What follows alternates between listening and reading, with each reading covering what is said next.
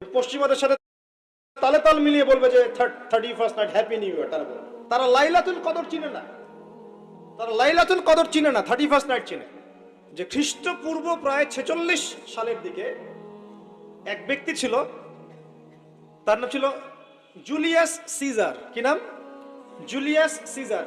এগুলো আমি আসলে অনেকদিন আগে পড়েছি, আমার মাথায় এত লাইভলি নাই, আর এগুলোর চর্চা করা আমি বন্ধ করে দিয়েছি।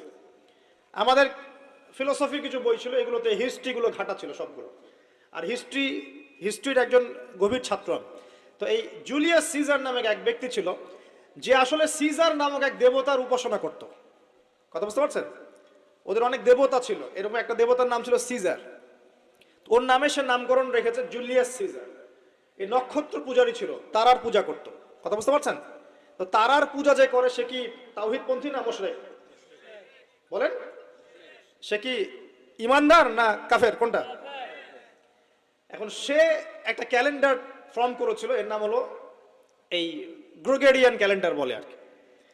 এখানে প্রথম বর্ষ যেটা, এই প্রথম বর্ষতে উৎসব পালন করা শুরু করেছে এই জুলিয়াস সিজার নামক এই ব্যক্তি প্রথম, এবং সে সমাজ এটা চালু করে দিয়েছিল। এরপরে আরো পরে প্রায় খ্রিস্টের জন্মের 800 বছরের দিকে পারস্যের এক সম্রাট ছিল, তার নাম ছিল মনে হয় জামশিদ।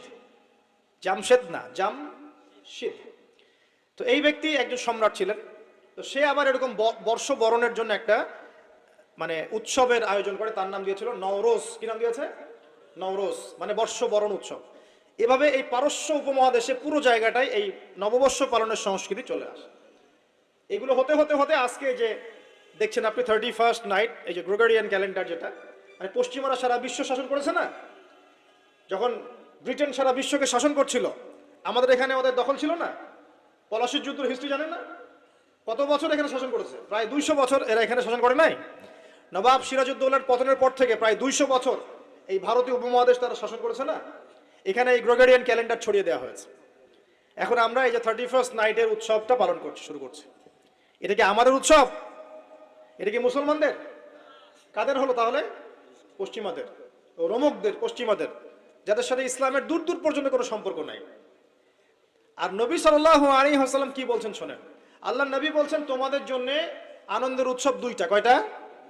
একটা ঈদুল ফিতর, রমজান মাসের সওম সাধনার পরে, কিয়ামুল লাইলের পরে, তারাবির পরে, তাহাজ্জুদের পরে, কোরআন খতম দেওয়ার পরে, যাকাত ফিতরা দেওয়ার পরে, ত্যাগের এই মাসের পর আমরা একটা আনন্দ করি, ঈদুল ফিতর। করি কি না? সবাই আনন্দ ভাগাভাগি করে নেই, আলহামদুলিল্লাহ। ওই দিন আল্লাহ পাক কি করেন? আল্লাহ পাক রমজানের রোজাদার যারা ছিলেন সবাইকে মাফ করে দেন, আলহামদুলিল্লাহ। মুক্তি